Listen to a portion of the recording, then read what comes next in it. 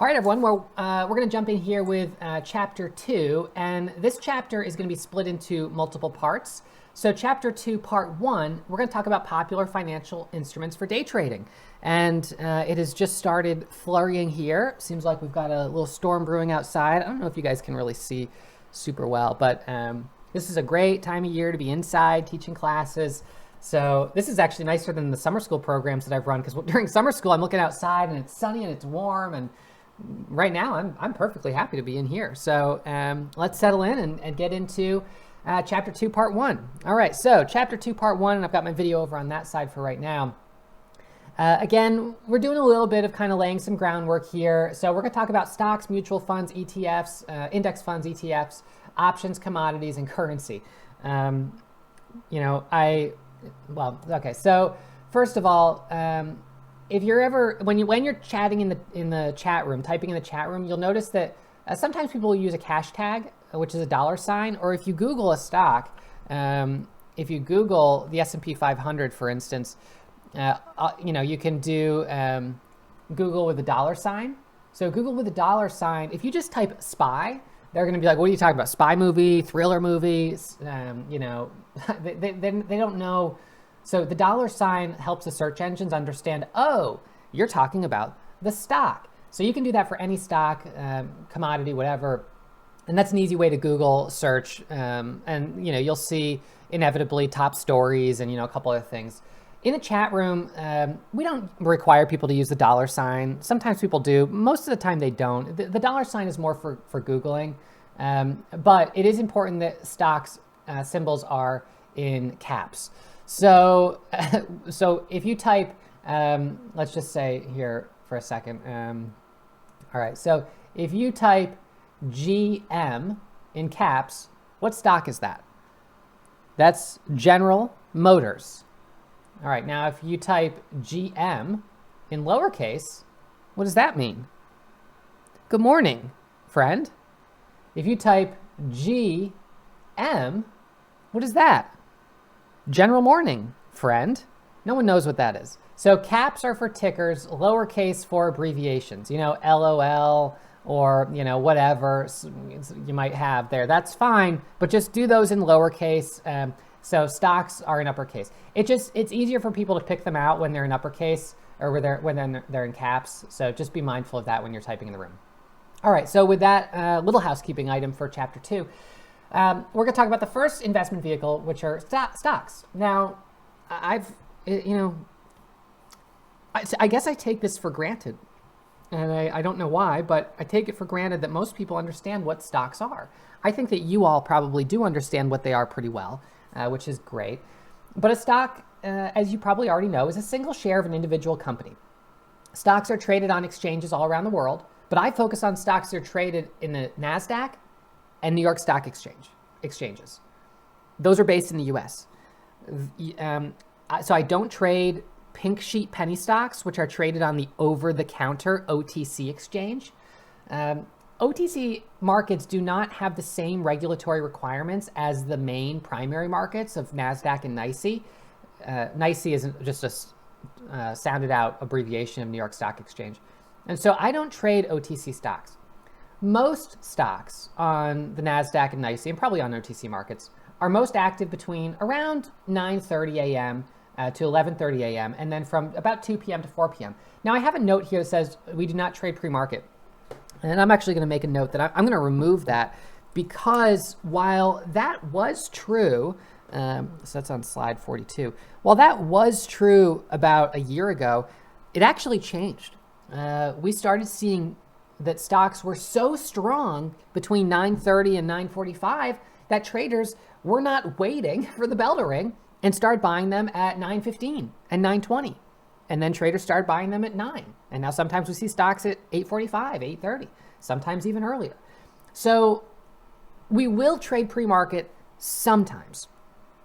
However, we do need to see some really good quality setups in order for us to do that. And we'll talk about what a good quality setup entails. Between 2 to 4 p.m., we have sort of afternoon momentum into the close. Now, if you're a long-term investor or a swing trader, when you're taking a swing trade position, you're usually basing that on what the daily chart looks like. So the chart showing the candle as of that day. So if you take a trade at, early, like 9:45 in the morning, by 3 o'clock, the daily candle could look very different. And so usually it's swing traders and kind of more slightly long-term investors that are stepping in the afternoon, taking positions going into the next day. And then it's the morning where we're usually reacting to breaking news. Again, it's not to say that there aren't opportunities between 11:30 and 2 p.m., because sometimes there are and sometimes they're not. But I personally choose to focus primarily on the open. During a really hot market, I will sometimes make the decision to trade later into the day. However, when we get into the chapter 14 on trader psychology, what you'll learn is that when you're sitting here in your desk trading, you are having to use a lot of discipline and a lot of willpower to keep yourself focused. Focused on good quality stocks, focused on the best setups, focusing on not chasing stocks ripping up. And after a certain period of time, pretty much every day, we get depleted from that sort of stock or storage of willpower that we began the morning with. So if you think of, starting the day with, 10 candy bars all around your desk, and you're telling yourself you can't have any, you may be able to hold strong on that decision not to have any for 30 minutes, an hour, 2 hours. But when you start getting into 3 and 4 hours, at a certain point, you're starting to get worn down, and now it's taking more and more willpower. Anything that requires a tremendous amount of willpower ultimately has a sort of a time cap on how long you can maintain that. And ultimately, we'd like to get to a place where it doesn't actually require so much effort and it becomes more natural. But early on, that's not always going to be the case. And especially in very volatile markets, decision fatigue and just kind of the stress of the volatility can make our fuse a little shorter each day. So for that reason, I usually focus on trading in the morning and then walking away. If it was more convenient for you based on your schedule or whatever else to just trade in the afternoon, you could certainly do that. You would just be, again, saying these are the 2 hours that I trade from 2 to 4 p.m. I'm not sure that you would find them as consistent as the open, because in the morning we always have news that we respond to with trades.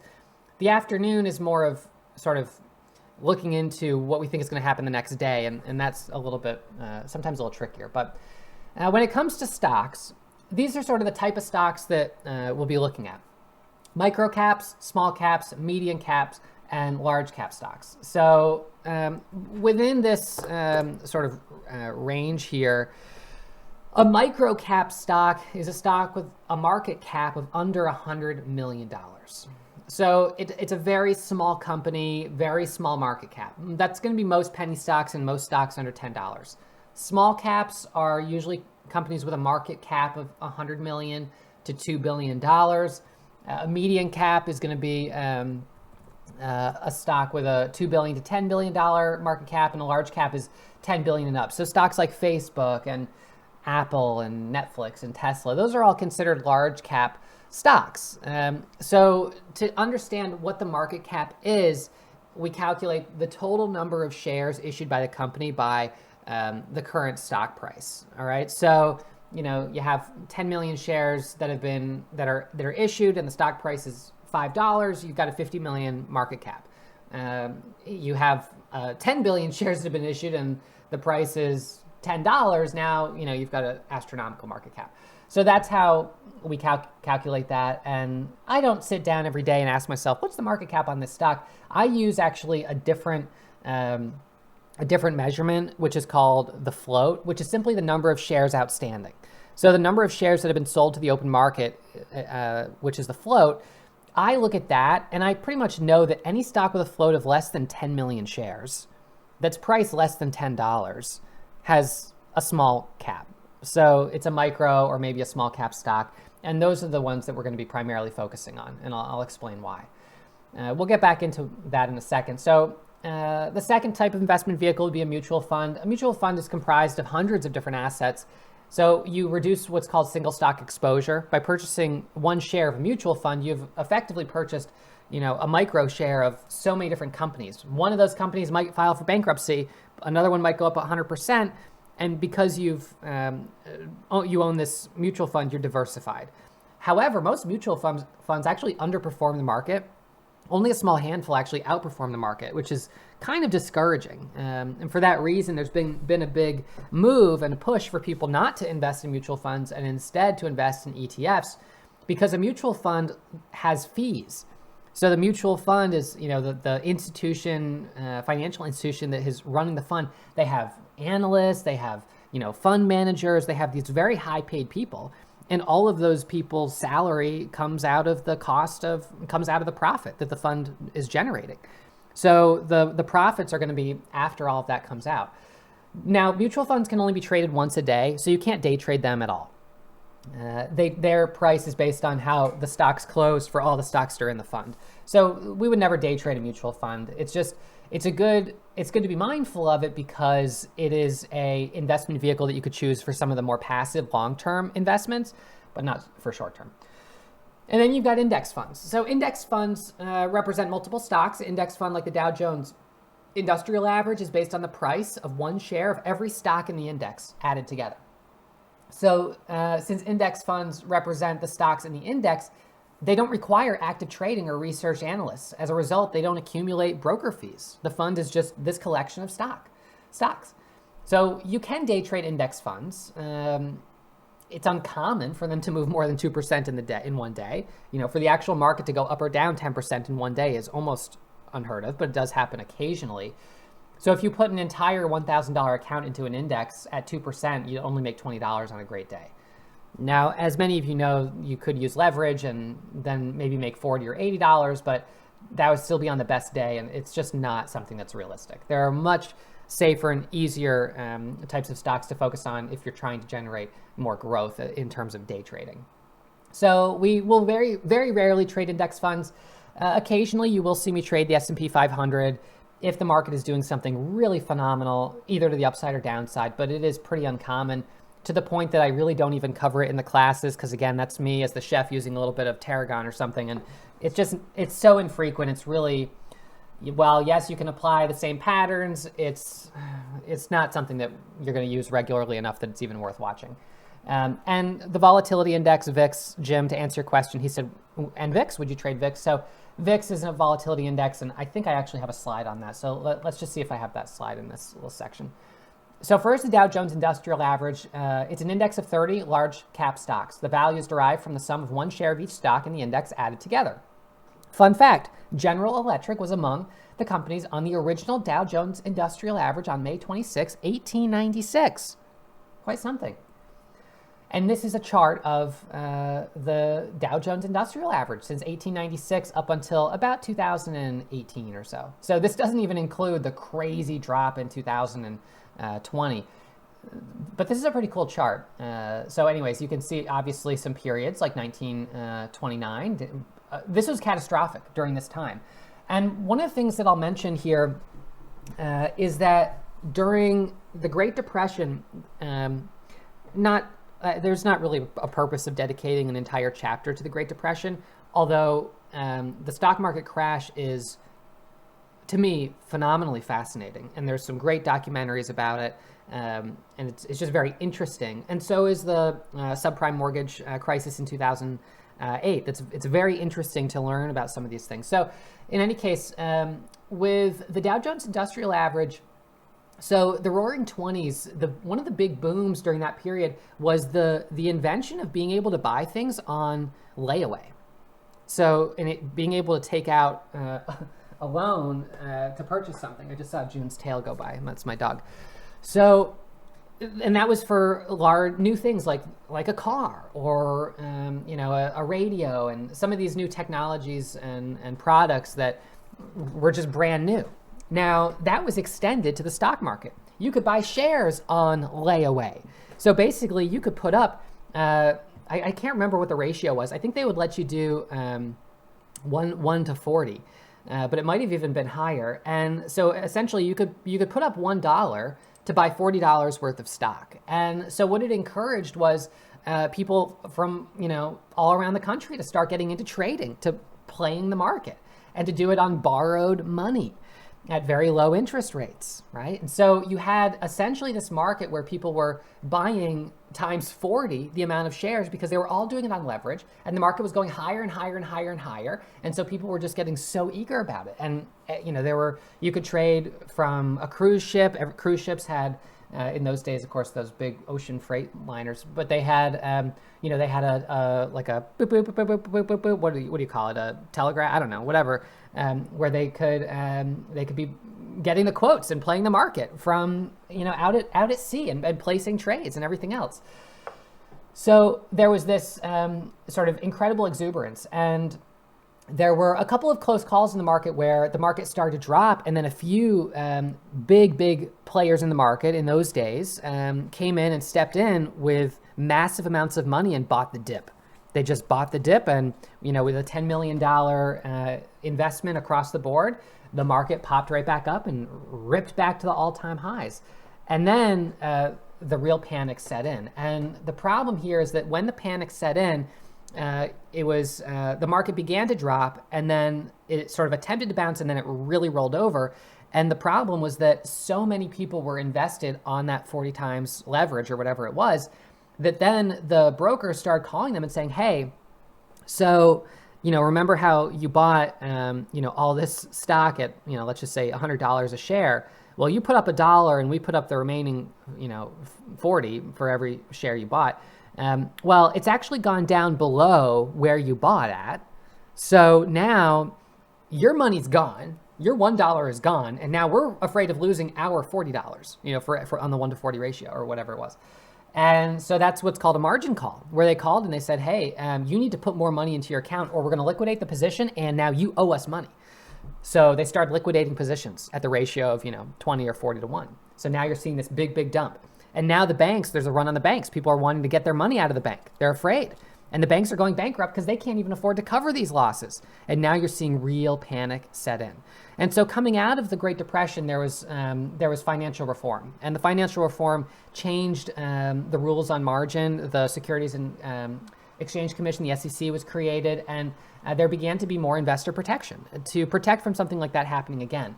And we actually had a pretty good stretch. There was a flash crash in '87. There were a couple of tricky areas in the '70s. But then we got a really big move here through the '90s where the market really opened up quite nicely before the dot-com bubble, and then a surge back higher, and then the housing crisis, which at the time was certainly catastrophic, but relative to the 100-year projection or trajectory of the market was still not that bad. So as it stands today, we still have margin. You can still invest on borrowed money. No one's 401k or IRA is going to be invested on borrowed money. It's against the rules for a retirement account. But for a regular trading account in the US, you get the option of 4 times leverage. So you put up $1 and they'll put up $3, so you have a total of 4, and 75% of that is borrowed money. So you could buy, Tesla and only put up 25%, and your broker puts up the rest. But obviously that carries certainly the same risk as it did back then, but at a ratio that's much lower. So little education there on the Great Depression. And again, fascinating to read about and to study. And also worth noting that people who held through the entire low, they were actually, many of them, living off of dividends that they were still receiving from the stocks that they owned, which were worth pennies on the dollar, but some of them were still issuing dividends. And so some people were living off those very small dividend checks to actually get through the Great Depression as things were starting to rally. In contrast to the Dow Jones Industrial Average, the S&P 500 tracks the market cap of 500 United States publicly traded companies. Now, actually, I said United States, but I'm not 100% sure that there aren't foreign companies on the S&P 500. I'd have to double check that. I'll just make a note to myself, 48 international on S&P, question mark? I'm not 100% sure on that. But in any case, it tracks 500 publicly traded companies. Now, I use the S&P 500 as a better gauge of how the market is because it tracks 500 companies in contrast to only 30 of the Dow Jones Industrial Average. Even though most people talk about how was the Dow today? Well, the Dow Jones Industrial Average is a small group of stocks, and some of these really big tech stocks like Tesla, now part of the S&P 500, the S&P 500 is going to be a little bit of a better gauge of the market. This is the chart since 1927 up till about 2010 or something like that, 2018 maybe. So you can see quite a bit of volatility there, but opening up through the 60s and 70s, dropping down here pretty hard into the 80s. That was a difficult time, and then a big recovery off that level. Stock market sectors. Within the stock market, we obviously have sectors. Stocks such as utility stocks, healthcare stocks, shipping stocks, tech stocks. Oftentimes they trade sort of similarly. So and some have inverse or direct relationships. So airline stocks, for instance, when the price of oil goes up, airline stocks tend to go down. And when the price of oil goes down, airline stocks tend to go up. So they have this inverse relationship. Commodities such as gold, oil, natural gas, often when there's panic in the market, the value of commodities goes up as people kind of scramble to put their money into a safer place than stocks. Healthcare stocks, shipping stocks, utility stocks. Utilities are essentially a government-sanctioned monopoly. We all know right now, if you want to get power at your home in the United States, there's only one power company you can get it from. So they're a monopoly. But the rule with those essentially government-regulated monopolies is that they have to pay out the profit in the form of dividends. So their growth is limited. They'll never grow that much. But they do pay out consistent dividends, and so people will like them for that. But they're not something that we would really day trade. To be honest, where we're usually trading is on tech stocks, but occasionally retail stocks, occasionally financial stocks, and sometimes health and shipping stocks. Health stocks, we actually trade more in the pharmaceutical side. That's pretty common. But in any case, we would only be trading usually a stock with a smaller market cap because that is the type of stock that is more likely to make a really big move. Number 4, financial instruments, ETFs. So ETFs are exchange-traded funds, and they can be based on a number of different underlying assets or market sectors. So you can actually have a healthcare ETF. You could have a gold ETF. You can have a natural gas ETF. So it's an ETF that tracks that underlying asset. And they can be traded just like the S&P 500 or just like the Dow Jones Industrial Average. But ETFs are very choppy. And something that we haven't talked about too much yet is the fact that, you may not know this, but the majority of volume in the market is high-frequency trading algorithms. And some of you may say, Ross, why don't you ever try to automate your trading strategies just to trade on the market so you can go lay in a hammock on the beach? Well, if I tried to do that, I would be trying to develop an algorithm to compete against some of the biggest institutions out there, Goldman Sachs and some of the others. And you know that they can afford some of the best and brightest minds to develop these types of computer programs, these algorithms. So it's really not practical for a retail trader to ever think that they're going to be able to develop an algorithm that's going to compete against one of the big banks. Instead, we try to focus on the stocks each day that will probably have a lower ratio of high-frequency trading because there's something very specific happening to that stock, such as it has news, it has a catalyst, some type of really big event that's driving the price action and bringing all the retail traders into it. So just trading a traditional ETF or index, generally speaking, is going to put you in a position where you're trading against computers. And I don't know how many of you tried to play chess against a computer, but the computer always wins. The computer's smarter. The patterns that I'm going to teach you about, they work when retail traders are seeing them because ultimately patterns are a self-fulfilling prophecy. If you've got 100,000 traders all watching a stock and it's squeezed up and it's now pulling back like this, you've got so many people watching for that first candle to make a new high and the surge through the highs. Well, if you're trading an ETF, then not many people are really watching, but that a lot of high-frequency trading algorithms are actively trading. As soon as the stock breaks to the high, you might have an algorithm that sells a position. Or as soon as it breaks down here, you might have something that buys it. And so what you start having is choppiness. Chop, chop, chop, chop, chop, chop, chop. And you buy, and then you sell for a loss. And then you're back in, then you sell for a loss. Then you short, then you cover for a loss. And that type of stuff can drive a very reasonable person straight to drinking. It can be very, very difficult. So I wouldn't recommend trying to trade most large caps or ETFs due simply to the fact of the very high levels of high-frequency trading algorithms. Now, for those that do focus on large caps or ETFs, generally the philosophy there is that we would only be focusing on them on a day where they had a big news catalyst, whether it's Tesla on a day that they've got something very, very significant happening. And Tesla's a little different because that one does have such a cult following among traders that it seems to sort of be active every day right now. But in any case, ETFs are not a preferred financial instrument for day trading. Now we've got the volatility index. All right, so to answer your question here, the VIX, sometimes called the volatility index, is a gauge of the current amount of volatility that's priced into the market or that's expected in the market.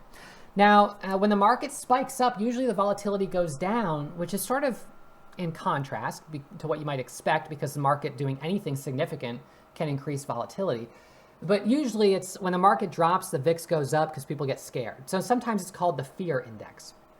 And if the market is very, very strong, sometimes traders will begin to invest in the VIX as a hedge against, the overall market. And that's sort of the expression of a hedge fund, that a hedge fund is able to do complex trades that a traditional account, a traditional 401k or IRA account holder wouldn't be able to do, which would be to go short against a long or to hold a hedge against a long in some way.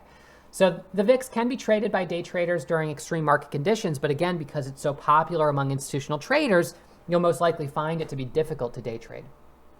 The fifth type of financial instrument are options. Now, I do talk about options extensively as part of my swing trading course that you guys will have access to.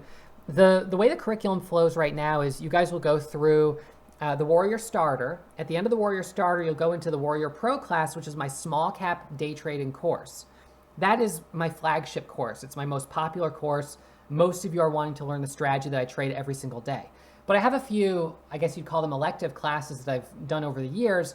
And one of them is an options and swing trading course on selling covered calls and buying cash secured puts and doing some different types of credit spreads and debit spreads and things like that. So this is something I'm just going to kind of gloss over here. It is fairly complex. It's not something that is probably going to be suitable for most beginner traders, although there are some beginner traders that may have long-term holdings in certain stocks and that could use options to generate some cash flow while still holding that position. So an option is an option contract, and you can buy or sell these option contracts on stocks and ETFs. And an option contract gives you the right to buy an underlying asset at a fixed price anytime until a fixed expiration date. That's a mouthful. So what I could sell you right now, for instance, would be I could sell you the option to buy my house. So let's just say, for instance, I'm going to sell you an option to buy my house, and the option is going to expire on December 31st. So we've got an expiration date on that option. Now, let's just say I'll sell you the house for $100,000, just for round numbers, whatever. So I'll sell you the house for $100,000, and you can execute that option contract that you've bought anytime until December 31st. And you're going to have to pay me to sell you that option. So let's say you pay $2,000. So you pay a little bit of money, and now you have the option. You have all the rights in the world. You have the right, if you want to actually buy the whole house, or you could choose not to. Now, there may be an event coming up this summer that you're very interested in following, which is why you bought that option. We're going to do some drilling on my property to see if we've got oil. Now, if we strike it rich and we've got oil, all of a sudden my property might be worth $500,000. And then you would be really wanting to go ahead and execute that option to buy it for $100,000. Of course, maybe we dig and we find that there's no oil, and now there's a million holes throughout the yard, and maybe they did something to undermine the foundation and the house fell over. It'd be pretty bad. And now the house is worth very, very little. And so your option is no longer looking so good. And so you're probably not going to execute it. And you can do that right now on stocks across the market. You could do basically that same thing on Tesla. You could buy the option to buy Tesla at a certain price before a certain expiration date, and you would pay a premium for that. But to day trade the value of the option, while the value of the option on stocks will change with every dollar that the stock goes up and down, trying to day trade options can be difficult for a number of reasons. They usually have very low volume. Usually they have large spreads between the bid and the ask. Sometimes even you'll see a stock that's trading with an option contract that's trading 50 cents by $1.50. So, I mean, that's such a huge spread. How could you even trade that? Or you'll see one that's trading $7 by $9. So you'll see these really big spreads that are just very difficult to trade. When that's the case, we wouldn't trade them. But generally speaking, day trading options is difficult. While you could do it, it's not the strategy that we're going to focus on. But I will teach you the strategy for trading options in the swing trading course for swing trades and kind of longer hold times.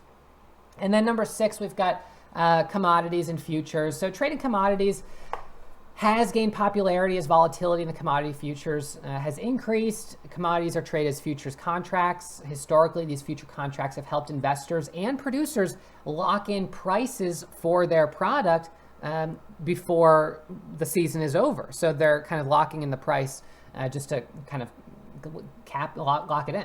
So you could trade corn, soybeans, wheat, natural gas, crude oil, gold, silver, steel. But again, trading commodities is very different from trading stock. It's even quite different from trading options, in that commodities are futures contracts. They're traded on a totally different exchange. And you may see me occasionally trade an ETF based on a commodity, but I won't be trading. I don't trade futures, so on the futures exchange. So that's not something you'll see me trade. But again, some people would. And then, of course, you have currencies and cryptocurrencies. I'm not a Forex trader. Again, it's not to say you couldn't trade the euro to the US dollar. A lot of people will do that. But again, you're getting into an area that's going to have a lot of high frequency trading.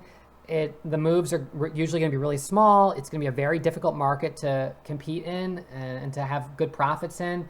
And then on cryptocurrency, it's been kind of this thing that some people are really, really into and really passionate about. And some people have gotten some amazing trades, maybe sheer luck or whatever the case is. Day trading cryptocurrencies is something that some people do engage in, whether it's Bitcoin or one of the altcoins. But it's not something that I'm interested in doing. I would say, however, that the technical analysis and the patterns that you learn in this class could be applied to cryptocurrencies if you chose to, just as they could be applied to futures or commodities, I suppose. But I usually try to focus on the area of the market that, for me, I expect to be the most predictable. And so I just don't take the risk of cryptocurrencies. And currently, as it stands right now, one of the challenges is because it's decentralized, between different cryptocurrency brokers, you will have different prices for the same asset. So the price of Bitcoin at one broker is going to be a little different than the price of Bitcoin on another broker because they're decentralized. There's not one common exchange that everyone trades against the way it is with New York Stock Exchange and NASDAQ listed stocks. Obviously, there's regulators that want to try to regulate the crypto, but of course, that's also kind of against the whole idea of crypto. So I don't know what's going to happen there. But as it stands right now, I probably wouldn't feel comfortable keeping nearly the amount of money I keep at Lightspeed, which is a U.S. broker with insurance and everything else at a crypto broker. So for right now, I don't have a lot of interest in that. But I do think it's important to go where the volatility is in the market. And if the volatility in the market really does pick up in the crypto space, it's possible I would reconsider it. But for right now, I would leave that alone. All right, so now the next question is, of those 7 financial instruments, how do you choose the best instruments for day trading? This is going to be somewhat based on strategy. There is no single investment vehicle that is the best for everyone. It's important to know what's good for you, and everything you learn through the Warrior Starter and the Warrior Pro course can be used both on different financial instruments and different exchanges. I no doubt many of you, a large percentage of you, and I know this just based on our website traffic and everything else, are international traders. Some of you are international traders coming to trade the U.S. market. Some of you are international traders looking to learn the U.S. market and learn my strategy so you can apply it to your local market, and that's fine. The patterns that you're learning are really a universal language of the financial markets. And these will benefit you in so many ways, not just in day trading, but also in understanding long-term investing.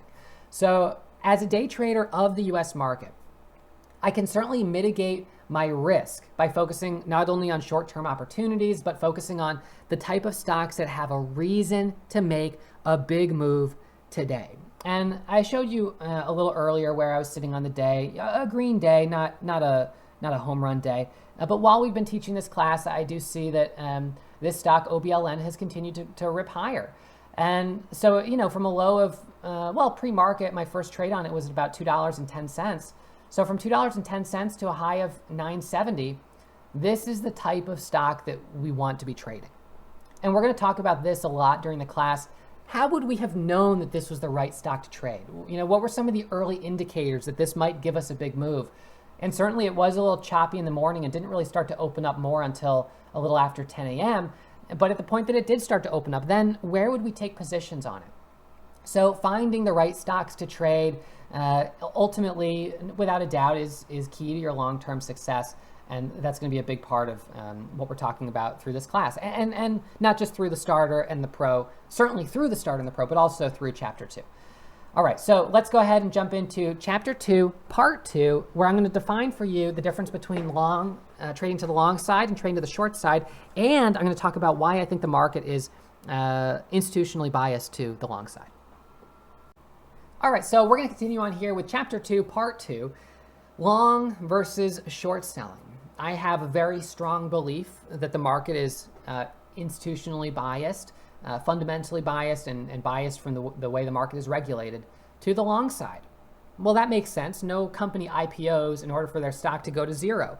Companies IPO, do an initial public offering, because they want their company, the value, to go up. And they want to use the opportunity to sell shares onto the open market, to raise money, to use that money to fund future growth of the company. That's the whole idea of a company being publicly traded. The ability to raise money and allow that public forum for raising money so that money can be reinvested in the company. Now, obviously, companies that are publicly traded have an obligation to shareholders, as you know, which is very different certainly from cryptocurrency trading and from trading some of the OTC stocks. But in any case, so in this lesson, we're going to just talk about buying versus short selling. And we're going to talk about the restrictions and limitations on short selling, which is going to help you understand why the market is really set up to trade up and to go long, to move higher. So buying, which is another way of saying long biased, I think that's because selling to the short side it's called short selling, going short a stock. So in contrast, buying is going long. It's the inverse. So buying a share or going long a stock, when you buy 1,000 shares, you're a long biased trader. You make money when the stock goes up. So if I pop up my, simulator over here, let's just look at OBLN for a second. So it seems like this is coming down, but I just bought 1,000 shares there at 99, and we'll see if it pops over. And I'm not even looking at the chart, but if it pops over this level and goes up to 921, I could put a sell order right there. So if it goes up to 921, this will pop out my order, and I will be in the green. So we've got 913 right now on the ask, 905. Seems like it's kind of hesitating. We'd want to see it break over 918, 920. We don't want to see it back below 9, and there it's dipping back below 9. So, but in any case, you get the idea that the benefit here of buying is that when the stock goes up, I will be able to sell it, and I'll just sell it right there. And the profit on that was $90, simulated trade profit. Now, inversely, if I sell short, I'm going to create a negative position. So I'm going to go ahead and sell short on this. We'll see if that order fills. I'm trying to sell short at 10, but I'll move my order down here. Now, this is a little bit risky, but I'm going to sell that short there at 903. So I've now sold short, and if the stock goes up, I'm going to lose money. And it kind of looks like it might go up. So you can see I'm down $246. But if it breaks back below 9 and goes down to, 896 or whatever, and it looks like it might, it could be moment to moment with these types of trades. Then as it goes down, I would be able to buy back and cover for a profit. So when I take a short position, you can see how this shows a negative position. So let's talk about this for a second. Now, I trade to the long side 99% of the time. 99% of my trades, 95 or higher, are trades to the long side. Traders who are short a stock are selling shares, thus creating the negative position, as I have right here, and as you see on this window. So creating that negative position. And now, in order to close the negative position, I have to press the buy button. So at a certain point, I'm going to have to press the buy button to buy back the 3,000 shares that I already sold. So my hope would be that that the stock will drop. And since I sold it already at 903, that I could buy it back at 890, right? Or something like that. If it drops that much, then I could buy it back and make a little money. If this right now breaks 920, it looks to me like it might really move higher, and I would want to buy it to cover the position for a loss. But there it dropped, and so there on those two trades, I've got $480 of profit. One was long and one was short. So you can short many stocks, but you can't short all stocks. All right. So why don't I talk a little bit about borrowing? So when you sell a position to the short side, what's kind of interesting is that that's considered borrowing the shares because you're selling something you don't own. So you have a negative position. So you sell it short, and the only way you can sell it short is if your broker is giving you the ability to do it. So all brokers will pretty much allow you to buy stock, but only some brokers will allow you to short stock. And so on this account right here, which is a simulator, it says ETB. You could write this down. ETB means easy to borrow. That means you can short it.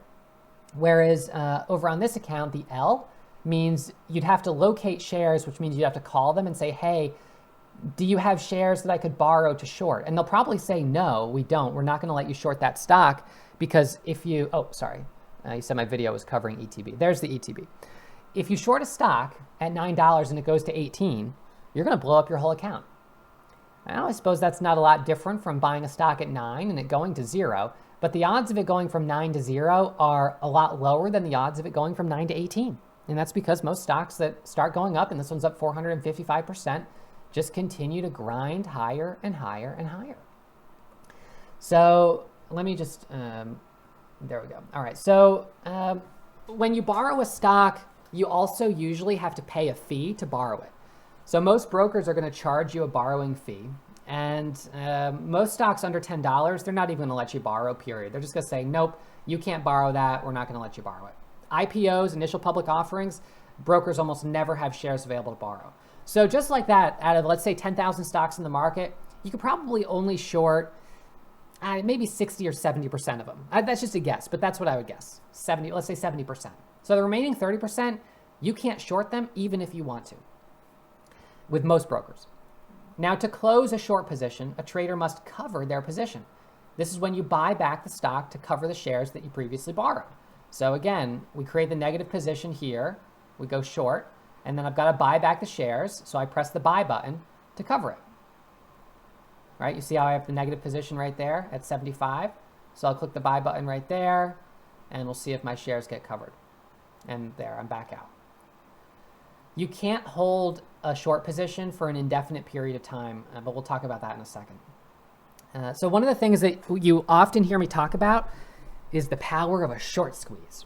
And I suppose ultimately the 450% move on OBLN today is a bit of a short squeeze.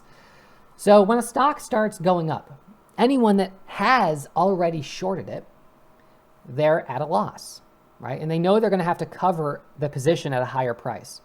And how do they cover it? By pressing the buy button. And so the fact that they have to cover by pressing the buy button is more buying volume as a stock is already going up on high buying volume because traders just want to buy it. And so what you essentially have is an imbalance where you have tons of buying volume from short sellers that are getting squeezed out and from long traders jumping in, and you have a very little amount of selling volume.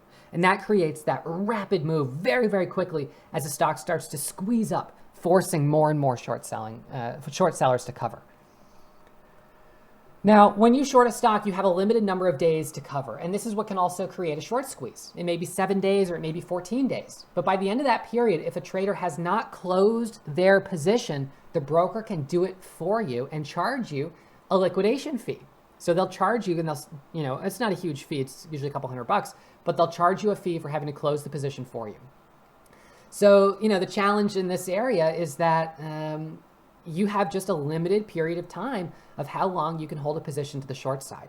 But there is no limit to how long you can hold a position to the long side. You can hold a position to the long side for as long as you want, but to the short side, you have to cover. And so then you look at a stock like Tesla, for instance. We can just look at the Tesla chart here for a moment.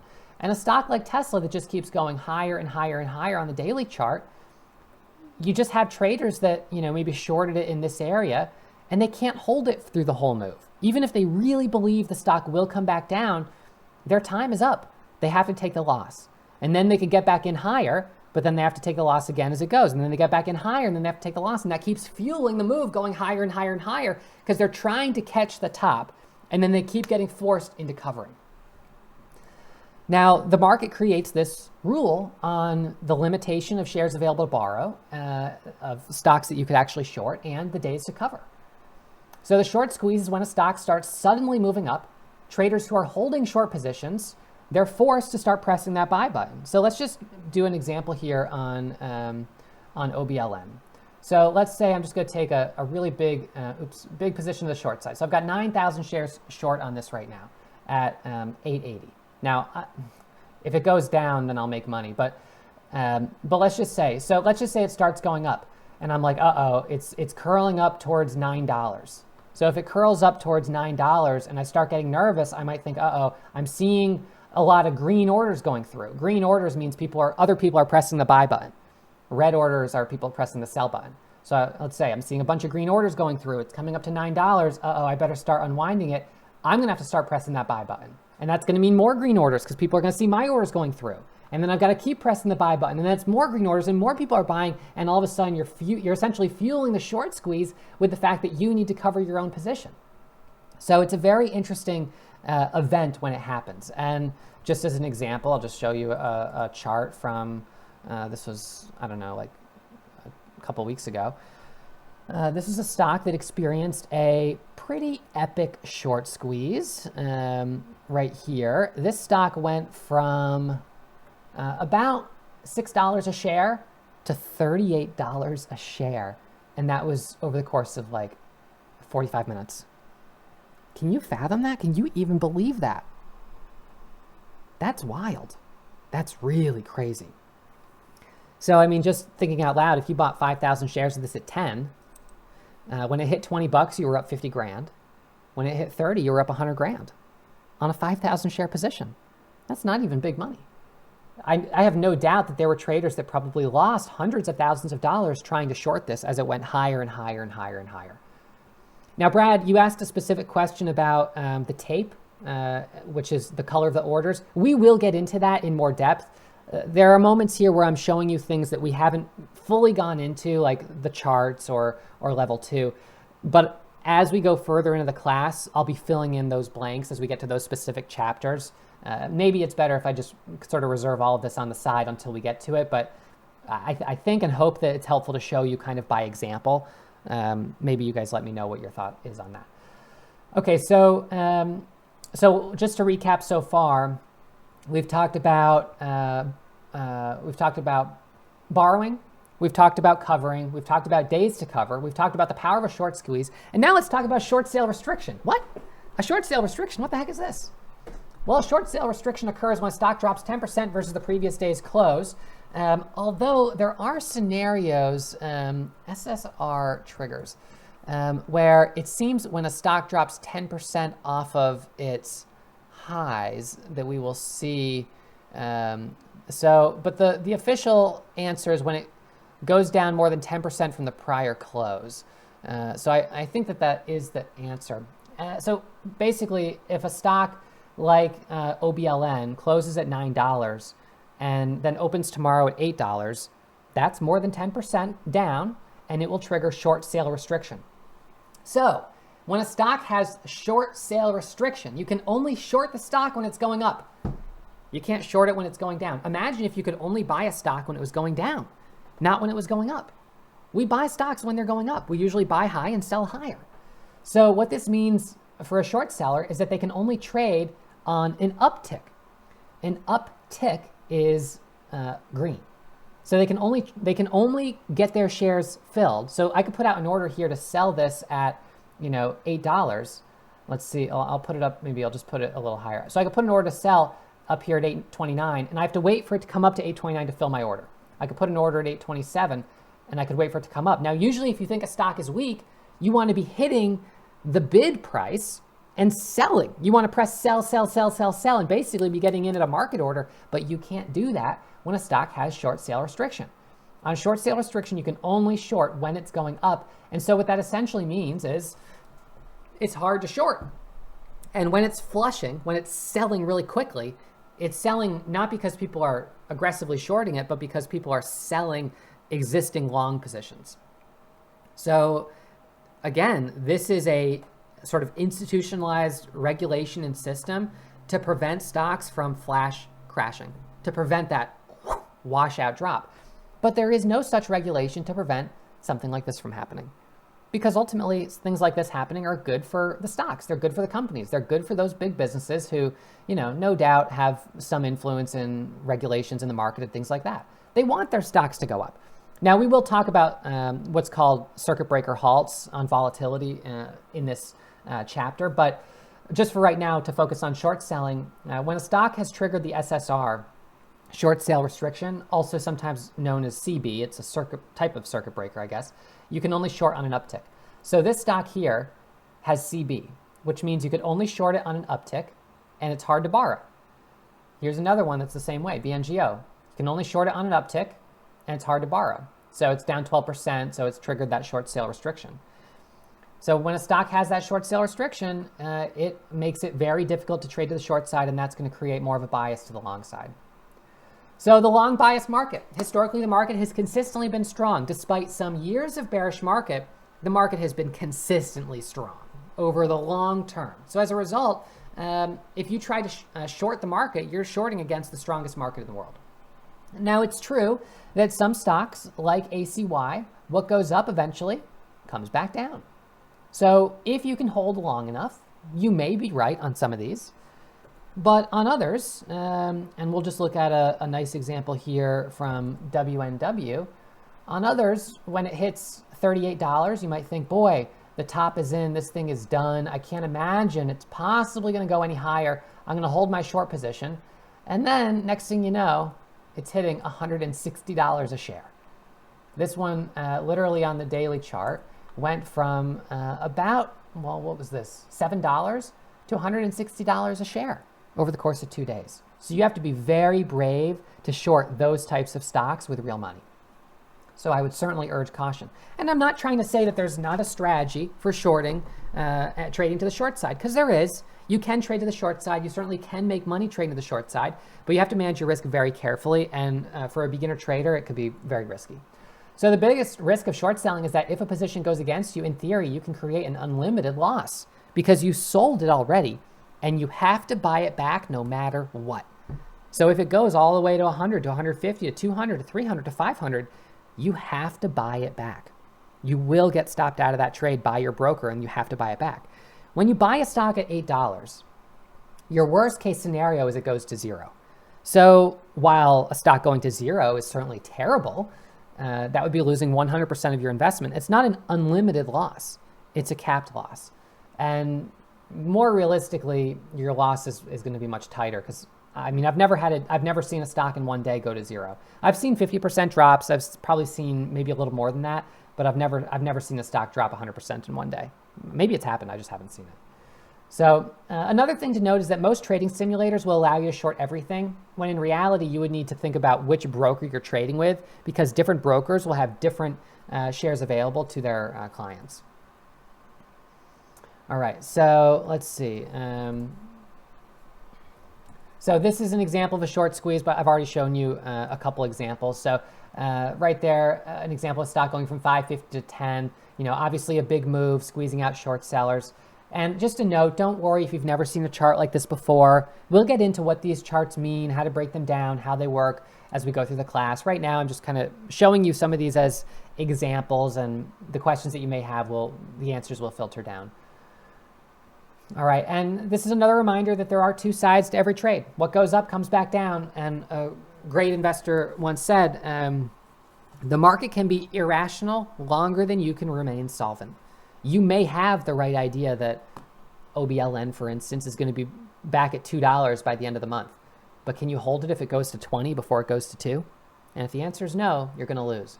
So as a technical trader, I try not to focus on the fundamentals. The fundamentals of OBLN, of the actual company, may not justify a 400% increase in stock price in 1 day, but stocks can be irrational. And we can capitalize on that irrationality. We just don't want to fall victim to it. All right. So let's continue on here with Chapter 2, Part 3. All right, everyone. So we're going to keep going here with Chapter 2, Part 3. What makes a stock strong? All right, so in today's lesson, and this is a really important one because ultimately trading strong stocks is one of the biggest pillars of my strategy. Trading a strong stock. If I trade weak stocks, if I trade choppy stocks, I'm almost definitely going to lose money. So what makes a stock strong? And I'm going to summarize it here in these seven sort of specific components. Number one, volatility creates opportunity. Number two, fear in the market. Number three, greed in the market. Number four, supply and demand. Number five, retail versus institutional traders. Number six, high relative volume. And number seven, former runner and herd mentality. So as we get into, for those of you guys, which is probably going to be the majority of you who continue on into the Warrior Pro classes, in the small cap day trading course in chapter 2 and chapter 3, we're going to be talking a lot about stock selection. We'll talk about risk management chapter 2 and then into stock selection chapter 3. Stock selection is so important. It's much more important than trading the right patterns because ultimately you have to trade the right stock. The wrong pattern on the right stock is better than the right pattern on the wrong stock. You trade the wrong stock and you're going to trade choppy price action. You're going to have unnecessary losses. You're going to get super frustrated and you're going to lose money. So being able to identify what is a strong stock and being able to genuinely say what is the strongest stock today is very important. Yeah, I see that my lighting is a little darker than it was. I think it's just it's so bright outside right now that it's for that reason. But that I think that's okay. So why don't we go ahead and jump in here. Number one, we are hunters of volatility. And I've got kind of a fair amount of text on this slide. I'm going to read it for you so you can take some notes. As traders, we're hunters of volatility. Active traders profit from markets that are moving, whether it's commodities, options, penny stocks, cryptos, or regular stocks. It's emotions that create movement in the market. In other words, emotions such as fear and greed drive the markets, all markets. Financial instruments that are the most volatile are the ones experiencing the biggest imbalance between supply and demand, the most extreme imbalance. So we have a radar, so to speak, to search the market for opportunities. So with this radar, boop, boop, boop, we're searching the market. And these take the form of scanners, which we'll discuss in quite a bit of depth later in this course. In order for a stock to pop up on our radar, aka our scanner, they will also be, of course, popping up not just on our scanners, but on the scanners and radars of brokers, financial news networks, all around the world. A stock has to already be moving. Therefore, you will almost never see me trading a stock that's not moving. Now, there may be a time where you'll see me take a trade on a stock that's lighter volume, but it's up 35%. And there's news that it's got, clinical trial results on an FDA or pharmaceutical company, or it's got FDA announcement, or it's got quarterly earnings or annual earnings. It's got some type of catalyst that's driving the move. And even though the volume is light, I would consider that as an opportunity to be perhaps one of the first people to buy a very strong stock, which is always good. You do have to be careful with light volume because it means that not a lot of people are seeing it yet.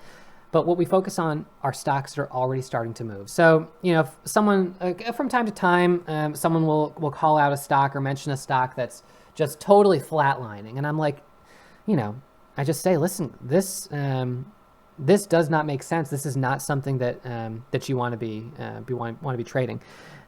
Thanks, Edwin, for that comment. I will double check that on my side, but thank you for that comment. So I never buy a stock that's not moving. I only buy stocks that have already started to move up, and that's typically at least 5, 10, 15, 20% or more. And while these are already extended in their gains, buying high and selling higher is the basis of a momentum trading strategy. That is what we do. There is no way you could buy Tesla low and sell it higher. Tesla is high. It's been high for over a year. So any trades on Tesla would have been momentum. Buy high, sell higher. And that's true on even just an intraday stock like OBLN. OBLN, pretty much every trade on this would have been buy high, sell higher. And you could have done really well on that until, of course, the very top. And so generally, when I'm trading, I keep trading until I start to lose money. Because if I start to lose, then I've kind of hit my top. So I keep buying high, selling higher, buying high, selling higher until that first loss. So part of our job, and I'm going to have to move my tape that I have on my monitor here so I can read this. So part of our job is to not just hunt for volatility, but to be selective and choose the best opportunities. The best opportunities with the most are the ones that are most volatile. They'll also have the highest relative volume. Higher relative volume means the stock is actively being watched and traded by many traders all around the world. So let me put my camera back up and we'll talk this out a little bit more. So one of the biggest takeaways of this slide is that I want to trade stocks that are moving. Stocks that are going sideways are not interesting to me. I do not want to trade stocks going sideways. I trade stocks that are moving 5, 10, 15, 20% or more. Generally, for a stock to be moving, there's something driving the move. We'll talk about that in a second. But it's important to be able to understand the context of whether the market is hot or cold, certainly, and also what is the strongest stock today. It's important to be mindful about the strongest stock today because it ultimately will be the stock that gets the most traders' attention, that has the best follow through, and that makes the biggest move. So while today that was probably OBLN, there might have been 4 or 5 other stocks that were decent, but not strong enough. They just didn't have enough interest. They didn't have, they were close, but they weren't enough. So it's important to have that perspective of, is this the strongest stock today? Is this really the best one? Or is there another one out there that might be a little bit stronger? We usually want to trade the best. Number 2, we see fear generally as an opportunity. Fear in the markets can take many forms. We see it as the fear of missing out when traders are seeing others making a lot of money, and sort of that fear that they're missing out can encourage irrational trading. It's even happened to me. If I see someone in the room tell me they made 100 grand today on OBLN, I won't be able to help but feel FOMO and feel, oh my gosh, I regret that I missed that. And now I want to see if maybe I can make a little bit more. I've missed it, and I maybe there's a little more in it. On the other hand, a fear of loss can make traders panic and bail out of positions. Maybe they bought too high, and then now they're giving in, and it's flushing back down. So fear really and greed drive the market in a very extreme way. A move on OBLN of 400% in one day is no doubt a FOMO type of move. People having fear of missing out and just jumping into it aggressively. And this surge right here from about 632 all the way up to the high of 970, that's very impressive. So there's definitely some FOMO that was kicking in on this one, but that FOMO might have also triggered some people to buy it way up at 9 who are now holding and hoping it turns around. So we always have to remember to cut our losses when things are not going the right way. Not out of a position of fear and panic, but out of a position of calm, cool, collected trading and respecting the levels that are in play. Now we also capitalize on greed. Greed in the market starts to kick in when you're seeing lots of stocks making big moves and you're trying to make as much as possible in a limited period of time. So tomorrow, given the fact that OBLN made a phenomenal move today, I can just about guarantee you that there will be traders who missed OBLN today, like me, who will try to make up for it tomorrow. So the first stock that starts to open up, that looks like it's the obvious stock, that is truly strong, that meets all of our criteria for being strong, will probably get better follow through tomorrow than it might on an ordinary day. And that's because the fear and greed in the market that were kind of fueled up a little bit today are going to be pouring over into the next day. That's very common. We see that both on an intraday basis, that when sometimes one stock is strong, we'll see 2, 3, 4 others that start to pick up, but we also see it sort of on a day-to-day basis. And for that reason, what you'll notice about my trading is that typically my biggest winners are all very close together, but my biggest losers are also close together. When the market's hot, I'm kind of jumping on everything that's hot and I'm doing really well. So my 2 biggest green days of all time were 3 days apart. And my biggest losses of all time, or my biggest red days of all time, are also really close together. It's just when the market's hot, things are going well, and when it's cold and cooling off, things are slowing down. So being able to adapt to that market is certainly important. We wouldn't want to be trading something like this. This is a stock that's just going sideways. Occasionally someone will mention something like this, and it's just, no, there's nothing there. There's nothing there on this for us to trade. We do not trade stocks like this. We trade stocks like this. This is a HMNY stock chart. HMNY is the stock.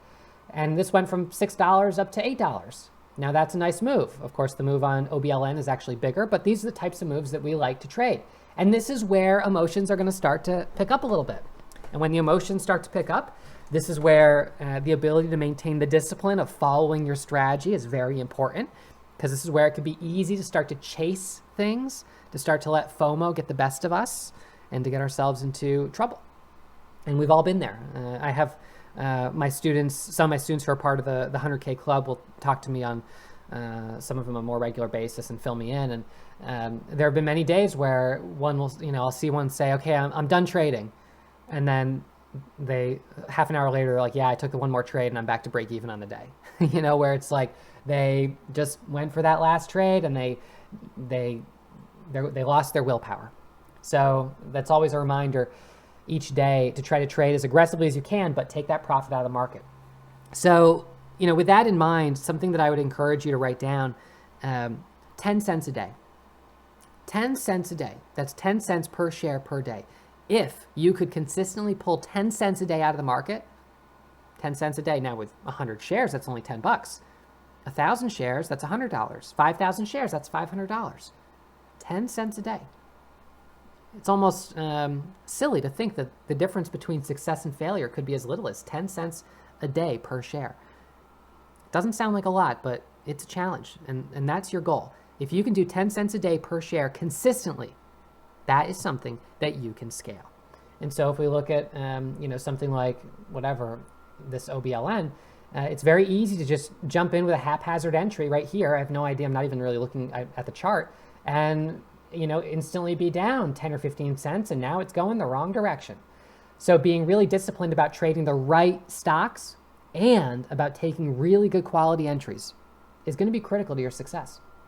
10 cents a day, it might sound easy, but here right now, I'm only up, well, there's 10 cents right there, selling. If I get my exit at 48, which it doesn't look like I did, I tried with the order and I didn't quite get filled. Now I'm back to break even. But again, that 10 cents a day, that's all I need. And there we go, I got it out. So I only have to do that once a day.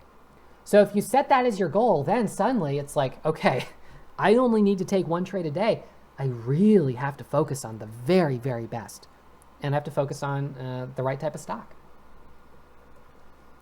So this comes to home runs versus base hits.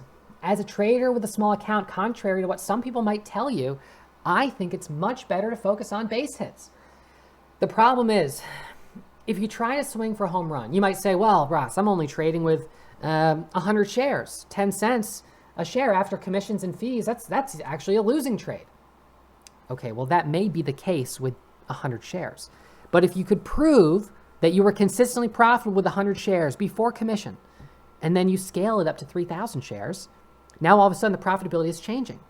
So sometimes there's this economy of scale where what is not profitable with 100 shares is profitable with 1,000 or with 5,000. And so prove profitability before commissions and fees. The simulator, this is all showing you before commissions and fees. So this is an easy way of saying, okay, I made money today. Now the question is, yeah, you do want to start to back those fees in and make sure, it's realistic. But in my opinion, if you're starting with small size and then scaling up, 10, 15, 20 cents a day is perfectly realistic for a profit target, as long as you're trading with large enough share size. So the problem is, and I've done this myself. I did this on, was it yesterday? No, it was Friday. It was on Friday. I took a trade on a stock, and because I had been red on Thursday, I decided to trade with smaller size on Friday. So I took a position on a stock at like $9.80. And it rips up to $10.50 or whatever it was. So I'm up 70 cents a share. I didn't take any of it off the table. Even though that was more than just a base hit, that was like an awesome trade. I didn't take any of it off the table. I held the whole thing because I was like, well, with smaller share size, I haven't really made that much money. Ended up coming back to break even. So that was not a very smart move. What I should have done was, regardless of share size, traded it the right way, which was to take profit into the breakout and then be willing to get back in for the next leg up. And so sometimes with small share size, people will say, oh, I'm in with 100 shares. There's Ross. He made $2,000 on a 10,000 share position, getting 20 cents, but I only have 100 shares. I'm only up $20. It's not worth it for me to sell. My feeling is that you should treat it just like it is 1,000 shares or like it's 5,000 shares. Because if you get into this mindset of, oh, I'm trading 100 shares, I'm only going to take profit when I'm up $1 a share, now you're trying to capture much bigger moves in the market, which if you could scale that to 10,000 shares, you'd be talking about making, 10, 20,000 a day. And that's setting the bar way too high. So it's all a ratio. If you're trying to make $1 a share with 100 shares, That's the equivalent of trading 10,000 a day with 10,000 shares. Most people who trade with 10,000 shares do not make 10,000 a day. Most people don't make a full dollar a share out of the market per day. For most, it's probably anywhere from 15 to 25 cents, maybe 50 cents. Maybe on an amazing day you get $1 or more, but that is not going to be your everyday routine. It just won't be. So my opinion is focus on base hits. Take those base hits. Yes, with small size, they don't even cover commissions. But once you start to gain confidence, then you increase your share size, and then you're taking those same trades with 1,000, 2,000 shares. You're popping in, you're popping back out. It's $150. Do that twice a day, you're talking about $300. That's making some progress. That's my opinion on it. And that's what I've done whenever I've done small account challenges. Number 4, we need an imbalance between supply and demand.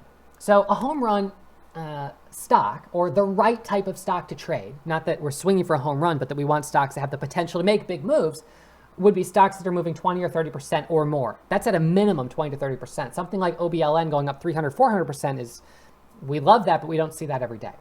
So what creates a big move like that? Ultimately, it's an incredible amount of demand for the stock, lots and lots of people buying it, with a very limited amount of supply, not a lot of shares available. An imbalance between supply and demand. So let's get into the supply side of the equation. When a company does an initial public offering, they're selling shares onto the open market. So the example that I make, spent some time talking with Uncle Steve, and he's not so happy about his hairline. Well, fortunately, I don't have that problem, but I could understand how frustrating that is. So we've decided that Warrior Trading is going to go into the hair business. So we're going to try to help Uncle Steve regrow his hair, but we need to raise some money to do it. So we're going to do an initial public offering. We're going to sell 10 million shares onto the open market. We have an underwriter who says they think they can get us $10 a share. And so for that 10 million shares, we're going to raise $100 million to invest into Uncle Steve's hair rejuvenation program. Uncle Steve's famous hair shampoo. That's going to be our new product. And maybe I'll try it out. I don't need it, but maybe I'll try it out. Now, from that point forward, we've sold 10 million shares onto the open market. We took the $100 million and we reinvested it into the company. The shareholders wanted us to do this. They believed in our product, and so this is what we did. It was a good move. Okay, so we have 10 million shares that are available to trade. That is the float. The number of shares available to trade is the float. From this point forward, 100 million shares is a fixed number of shares. So every time you're buying shares, ultimately, you're buying from someone who's selling. And that might be confusing at first, but if I buy right here at 768, I'm buying from someone who's selling shares at 768 or now 769. And the person selling is happy that someone bought their shares. So there's always someone on the other side of the trade. Maybe it's a high frequency trading algorithm. Maybe it's a market maker, one of the big banks. Maybe it's a hedge fund. Maybe it's an institutional trader. Maybe it's another day trader. We don't really know. But there's always a match to the order because we're all trading with a limited number of shares each day. So at the end of the day, there's someone out there holding every single one of those shares at some price. Now, what we don't know is of the 10 million shares that were sold on the market, there may be 7 million of them that one big investor bought, has tucked away, and no one's trading those shares. Those are his. He's holding them. So the float is a certain number of shares, but then the actual number of shares that are really free and that are changing hands could be much, much smaller. And that smaller number of shares is ultimately what's trading hands every single day. So a stock like OBLN has a float of 6 million shares and is traded 321 million shares today. 321 million shares in one day. Think about how many times that small little handful of shares has rolled over. Again and again and again and again. All right. So initial public offerings, although we do sometimes trade the IPO day, what's more important about the IPO in this instance is that that's the moment when a number of shares becomes released. As we go a little further into the classes, we're going to talk about reverse splits and we're going to talk about secondary offerings. But let's leave that for a moment. So the float right now is the number of shares available to trade. Now that's the supply side. On the demand side, what creates demand for a stock? You tell me. Why is a stock trading? Yesterday, OBLN, or 2 days ago, it traded with 153,000 shares of volume, 153,000. And today, it's got 300 million. How in the world? News. We've got news. Here we go. This is what it is. There's a news headline. There's a news headline here. There's another news headline here speaking about the headline. So this is our headline. We've got news on the stock, and that news has created an incredible amount of interest in the stock. This is also the biggest gainer in the entire US market today. That means it's on the top of a lot of websites, a lot of financial websites, a lot of financial news networks, TV and internet news. It's going to be a stock that a lot of people are talking about, a lot of people are thinking about. All right. So this is important. This is creating demand. And at a certain point, the fact that the stock is up 200 or 300% by itself is creating demand, because people are like, I'm buying the stock because it's up. Why is it up? It's up because other people are buying it. I don't know. At this point, I don't even know. So that's what we're all trading, a news catalyst. And again, because the stock is the leading mover in the entire market, by itself, that becomes a form of a catalyst. So finding strong setups ultimately is the next step. We understand the right type of stock to trade, and we understand that we need to have that imbalance between supply and demand, but that's certainly not enough. As we get more into the advanced classes, we'll be talking about the setups in a lot of detail. Right now, we're just talking about what makes a stock strong. Number 5, let's talk about retail traders versus institutional traders. So an institutional trader is a trader licensed by the SEC, right? They work for banks, hedge funds, pension funds. They have an obligation to the people whose money they're trading. Institutional traders will take positions based on orders from their fund managers. Their mission is to accumulate positions at the best price possible. They, through that, invariably create buying support. When stocks start to drop, they're given instructions to start to buy up those pullbacks to get a good price.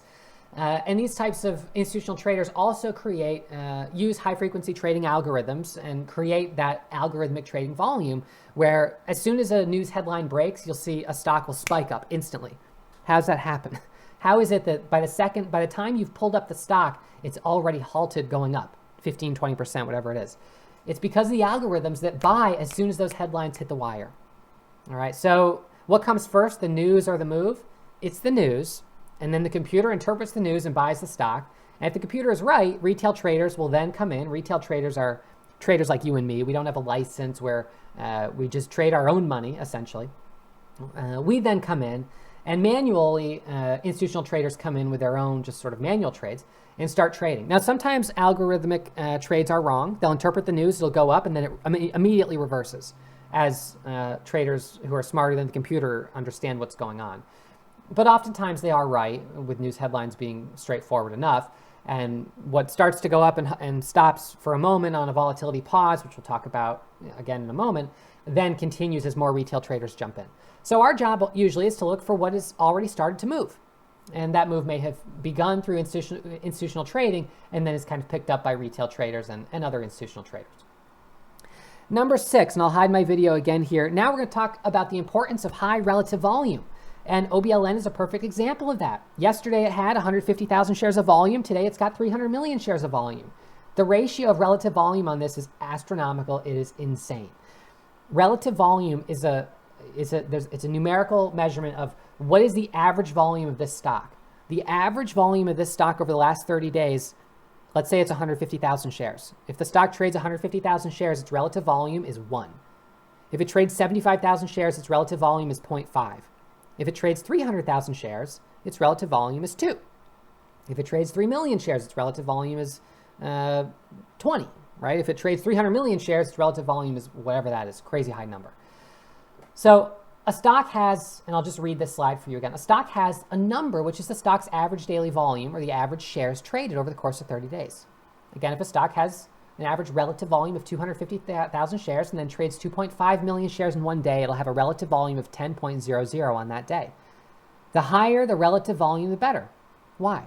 Because it indicates a sudden interest in the stock, which is typically the result of a fundamental catalyst, which we'll be discussing in Chapter 4. Likely, the stock has put out news, and initially some algorithmic trading systems saw the news and executed buy orders. Next thing we know, retail traders and perhaps some more institutional traders are jumping in, and the stock is now at 15, 20, 30%, maybe 50%, maybe 100%. At this point, the stock becomes one of the top 5 leading percentage gainers on Wall Street and is hitting the top stock lists at brokers, news networks, and on trading platforms all around the world. Trading platforms that are trading the U.S. market. With the stock right in front of everyone to see, traders begin to look for opportunities and trade the stock as it continues to move up. And now the fact that it's up And now the fact that it's up 30, 50% itself becomes a form of a catalyst as people jump in, not wanting to miss the action. The end result is a stock with tremendously higher volume today than average, and traders all around the world watching the stock and the trading patterns are now being well respected just due to the number of people seeing them. It becomes a bit of a self-fulfilling prophecy. The hunt each day is for this type of stock, and while we will find it on most days, we won't find it every single day. And on days that we really can't find it, well, then it may make more sense to trade less or to not trade at all, rather than to lower our quality standard so we're willing to trade poor quality setups. So that's a bit of a mouthful, but written there because it's important. And so I hope you take some notes on that. Now, this is my performance based on relative volume. So I aggregate my data and I have these reports generated for me so I can see and understand and analyze my trading performance. 99% of my profits right here are on stocks that have 500 times or higher relative volume, which would mean the relative volume is 5.00 or higher. 1, of course, is standard, and so 5 times is 500%. So 5 times higher, 500% higher than normal. That means I'm trading 99% of the stock, 99% of the time stocks that have some type of news catalyst, but are almost definitely the leading relative volume stock in the market and probably one of the leading percentage gainers. Now, my performance by the instrument's prior relative volume tells a little bit more of the story. While the majority is on this day here, which is 5 times higher than the previous day, quite a bit is actually when it's a little lower than the previous day. So let's look at an example of a chart here on WNW. WNW is a stock that on day 1 was very high relative volume because it was an IPO. Day 2, it was extremely high relative volume and higher than the previous day. Day 3, when it went to 160, was actually lower relative volume than the previous day. It was slightly lower, even though it went higher. And so this was a continuation setup. So this was day 1, lighter volume, but high relative. Day 2, very, very high. Day 3, slightly lighter volume. OBLN tomorrow, I may trade OBLN tomorrow, and there's a pretty good chance that the volume could be lighter tomorrow than today, but still very high above its 30-day average. Okay, so that's what this story tells, is the story of me trading stocks that are continuing the move that began on the prior day. And number 7 is former runner status and herd mentality. So a stock, currency, or commodity, Bitcoin is no exception, that has a history of making really big moves is always worth keeping on close watch. There's a certain amount of herd mentality in the market, meaning traders often congregate around certain financial instruments, especially when they're known to provide great trade opportunities. Tesla this year, Amazon, Zoom, Netflix. Those are large cap stocks that certainly are true of this, but it's also true of stocks like intraday, on this particular day, OBLN being the most popular stock today. And so all traders are probably congregating on this stock, which is why the volume is so high. I generally find that it's better to trade with the pack. Technical patterns that we'll discuss in Chapter 5 will respond better when the trading volume is above average. More people looking at the stock, more people recognizing the pattern. This is all a good thing when it comes to whether or not we should expect the pattern to resolve positively. It's just sort of the way it's always been in my experience. So asking yourself when you're trading, is this stock obvious today? Is this the one? Is important.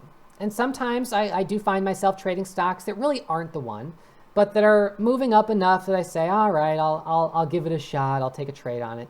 And usually, not always, but usually that's a mistake. Usually it's a mistake. I should usually just focus on what is really, really strong, not just the strongest today, but is not only the strongest today, but also just generally as strong. Sometimes in a cold market, we'll see something that's the strongest today, but compared to a better day is really not that strong. And those are days that if we overtrade, we could dig ourselves a pretty big hole, and it's probably not worth it and not a good idea. So is the stock obvious today? So this is just me basically writing out what I just said. Is it the obvious stock that every day trader will be actively watching? For it to be obvious, it should be one of the leading gappers and gainers in the entire market. This means the stock is at the top list of all the brokers, websites, financial news networks around the world. More eyes on it means higher relative volume, more interest. Sometimes the obvious stock won't be the one that fits within my strategy due to price or float. Maybe it's a penny stock. Maybe it's a 20-cent stock. It's the one everyone's trading today, but I'm not going to trade it. It doesn't fit within my strategy. Maybe it's a $200 stock. And if that's the case, you have to recognize that that's what traders are focusing on. And it's unfortunate that it's not a stock that fits within your strategy, but if that's what's obvious today, you trading something else is probably not going to give very predictable price action. You've got to focus on the one that's obvious. So it's important to have that wide lens at the market. So when there's many stocks moving at the same time, attention can be dispersed across the market, and follow through on each one of those stocks can sometimes be less than if all attention is focused and consolidated on one or two stocks. So I always have to trade the market I'm in. I want to look for the highest quality setups. I want to be aggressive, but sometimes it's really important to be patient. And I do better on stocks with higher relative volume and also when the total volume is higher, and that's because I can trade with larger shares. So a stock that's got 5 million shares of volume, I'm not going to be able to trade as aggressively as a stock that has 100 million shares of volume.